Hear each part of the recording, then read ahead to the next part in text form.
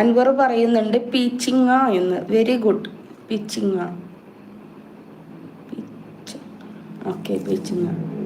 എടാ അൻവറെ, നീ സാധനം കണ്ടിട്ടുണ്ടെന്ന് മനസ്സിലായി. പീച്ചിങ്ങ, വെരി ഗുഡ് ടാ. അപ്പോൾ അൻവർ പറഞ്ഞത് ശരിയാണ്. ഇതിൻ്റെ പേര് പീച്ചിങ്ങ എന്നാണ്. നമ്മൾ പീച്ചിങ്ങ കറി വെച്ച് കഴിക്കാറുണ്ടല്ലേ.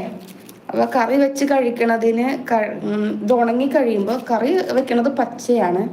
അപ്പോൾ പച്ച എനിക്ക് കാണിച്ചു തരാൻ പറ്റൂല കേട്ടോ.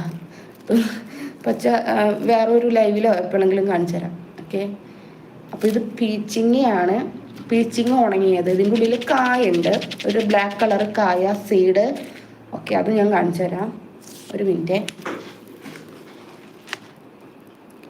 ഓക്കെ, ഈ ബ്ലാക്ക് കളർ സീഡ് നമ്മൾ കുഴിച്ചിട്ടാൽ നമുക്ക് അത്യാവശ്യം ഇതെങ്ങനെ കാണിക്കുക.